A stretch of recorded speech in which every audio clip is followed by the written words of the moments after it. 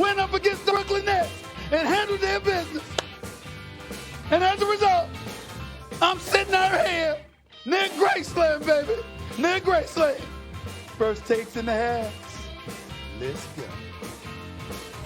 So many different players once again contributing for the Memphis Grizzlies. It's been their story all season. One of them right now with Malika. All of them right now with me. What you talking about, man? We roll deep. All my dogs, roll dogs, man. A lot of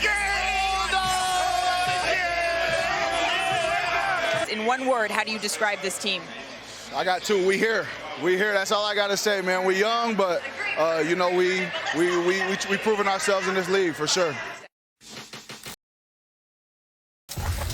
Oh, a lot's happening right now. Malika in the chaos, Stephen A. in Graceland. Good morning to you. What a game. How are we feeling this morning? Hey. How you doing? Good morning, everybody. Excellent. Obviously, you're in Memphis. Despite a monster performance by Kyrie Irving, the Memphis Grizzlies still getting it done. No Ja Morant. Stephen A., what did last night say to you? I got to tell you, before we even start the show, I got to tell you the Memphis Grizzlies are the real deal. There's no question about it. Without Ja Morant, they've now elevated their record to 15-2. Not a single player over the age of 28 has scored a single point for the Memphis Grizzlies this entire season.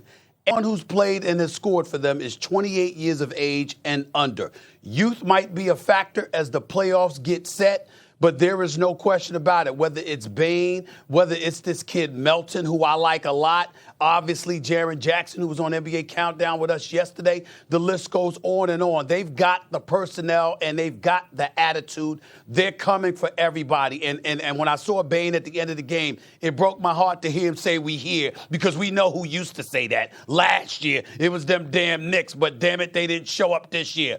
That ain't the case with the Memphis Grizzlies. It doesn't appear as if it's going to be the case. So I just had to sit up there and start the show off by giving them major props for us to come down there to descend upon Memphis, Tennessee, where Graceland is, the home of Elvis with the billboards and all of this other stuff. Ja Morant and the crew, even though he wasn't playing, he's on the bench motivating them. They're on the court playing.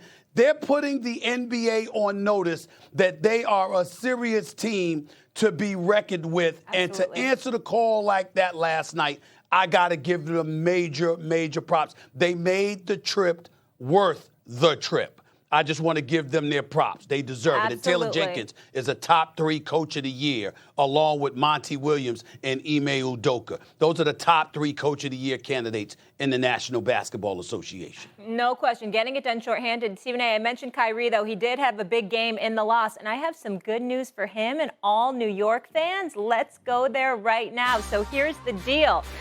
Sources tell ESPN that Mayor Adams will lift the city's COVID-19 vaccine mandate on athletes today in a news conference at Citi Field, paving the way for Nets star Kyrie Irving to play at the Barclays Center on Sunday, and for unvaccinated Yankees and Mets players to play in their home openers. The Nets currently in 8th place in the Eastern Conference and subject to the play-in tournament. That begins April 12th.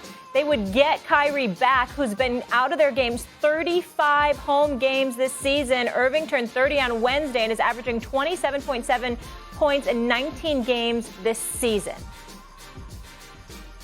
Until it's official, I guess, will you not wrap your head around the domino effect that could create for you guys, essentially? Mm-hmm. I can't wait to talk to you guys once this is, something's official. Greatest birthday gift ever. I mean, well. I appreciate y'all. On a basic level, what would it mean to have him out there every night? Man, you know the answer to that question. You see how he plays. Just turns our whole team around when he's out there. So hopefully we get some good news. All right, Brian Windhorst joining us now. Wendy, good to have you. Stephen A., I want to start with you, though, here. What's the significance of this decision coming today? Well, I think that if it's on several levels. If Kyrie Irving is available, I think the Brooklyn Nets could come out of the East. You can make an argument that they shouldn't be the favorite, and I certainly understand that because they've got a lot of they've got a lot of holes to fill, and we understand that. But he is so spectacular as an offensive talent, and what he does to supplement what KD automatically brings to the table.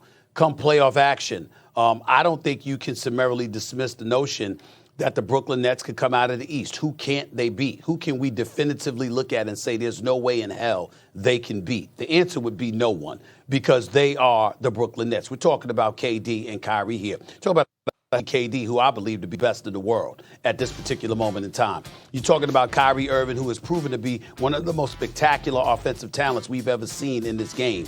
When you look at the fact that Seth Curry is expected to be available, that Drummond can rebound for you, that guys like Claxton and Jones and all of that stuff with their activity, they can make some things happen, because obviously you don't have to rely on them offensively. You just have to rely on their effort. They certainly need to prove defensively, and we get all of that. But with Kyrie Irving in the lineup, they're the number one offense in the National Basketball Association. And dare I say, at times when you watch the other teams, they have a problem scoring the basketball. So when you look at it from that perspective, that's what you peel from this. That's how major this decision is for Kyrie Irving. Did he deserve it? Quite frankly, as an individual, no. But the mandate was bogus. It had no business being in place. People were being bullied to capitulate to some of these mandate demands and all of that other stuff, which was a damn shame, and we all know it. Kyrie Irving should have been allowed to play in the Barclays Center. The second that visitors were allowed to come to the Barclays Center and play basketball, Kyrie Irving should have been allowed to play basketball. But we know this is because of the Yankees and who the Yankees are and what have you, and how ridiculous and bogus this rule is. And I'm happy and proud that Mayor Eric Adams in New York City started reminding the world, assuming that he makes this decision, this is his administration. This is not the Bill de Blasio administration, the former mayor of New York City, who, by the way, is still making noise because they don't want the mandate lifted and all that stuff. The hell with all of that. It's not their administration anymore. It's Eric Adams' administration. And some of it appeared so nonsensical, Kyrie Irving should have been playing. But that doesn't mean he deserves to be deified and treated like he's a hero because of it, which is something I'll get into later. But in the end, I'm happy he's back. It's great for basketball, but more importantly, it's the fair thing to do. And the Brooklyn Nets are instantly a title contender with Kyrie's daily availability. Yeah, I wouldn't have understood that the baseball lockout was going to affect the Eastern Conference playoffs, but Stephen A., that's what happened. Once baseball got settled and was coming back here, and there was a chance that a bunch of Yankees and Mets star players weren't going to be able to play under this rule, that was the wedge that drove the change in this rule. And like I said, like you said, we can go into all that, but what it really matters is that the rule was flawed from the start. So I will say this. When Kyrie Irving plays this year, the the Brooklyn Nets are one of the top 5 teams in the league. They are 3rd in net rating on the road this year. Net rating is how you do per 100 possessions against your opponent. It goes Suns, Celtics, Nets when Kyrie is on the court. When Kyrie is not, when the Nets have been at home, they're 26th.